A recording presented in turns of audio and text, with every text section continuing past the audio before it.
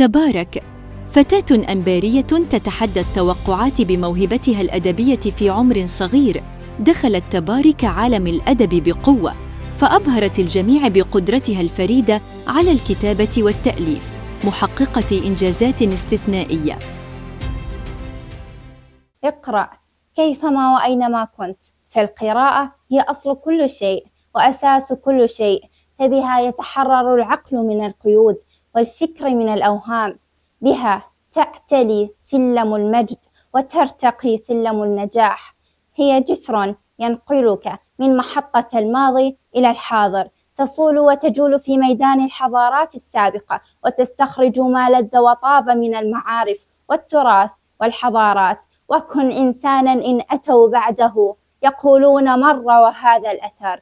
بدأت مسيرتها بالقراءة ثم الكتابة، وتطورت إلى مجال التدريب وتدقيق النصوص. شاركت في مسابقات متعددة وحصلت على مراكز متقدمة، مع العديد من الشهادات التقديرية والمشاركة في 3 كتب. بدأت مسيرتي تدريجياً. بدأت أولاً بالقراءة، ثم انتقلت إلى الكتابة، ثم إلى مجال التدريب، دخلت في مجال التدريب، من ثم صممت حقائب تدريبية، وأخيراً في التدقيق. كنت أدقق بعض النصوص في مجلة إلكترونية. شاركت في الكثير من المسابقات، ضمنها المسابقة الوطنية الكبرى للقراءة أمة تقرأ، وقد حصلت على المركز الأول عن مديرية تربية محافظة الأنبار. وشاركت أيضا في مسابقات عديدة، وأيضا وصلت إلى مراكز متقدمة على مستوى جمهورية العراق، حاصلة على الكثير من الشهادات التقديرية، ما يقارب 80 شهادة تقديرية، ومشاركة في 3 كتب: أنر سماء عقلك، وعندما تتحدث الأرواح، والكتاب الثالث كلمات تصاغ بأسطر.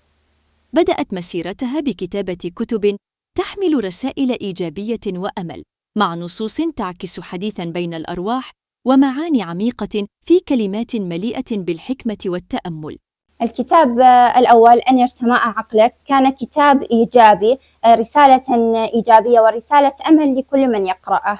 الكتاب الثاني عندما تتحدث الأرواح، شبه حديث بين الأرواح الذين غادرونا قريباً. الكتاب الثالث كلمات تصاغ بأسطر، كانت عبارة عن نصوص تحتوي على كلمات قليلة لكن في جوفها معاني عميقة ورسالة واسعة. لاحظت والدتها موهبتها مبكراً، وكانت تشجعها دائماً، كما أبدت معلمتها دهشتها من كتاباتها، مما زادها إصراراً على تطوير نفسها. قد حظيت بدعم عائلتي والأساتذة الذين ألهموني بالمعرفة والتجارب والنصائح، ولم يكن مجرد دعم، بل إنه كانوا يشجعوني ويؤمنون بقدراتي، جعلوني أؤمن بنفسي على القدرة على تحقيق أحلامي. بين الأدب والطب طموحات لا حدود لها رغم شغفها بالأدب. تطمح تبارك إلى دراسة الطب نظراً لتفوقها الدراسي، لكنها تؤكد أن الكتابة ستظل جزءاً من حياتها.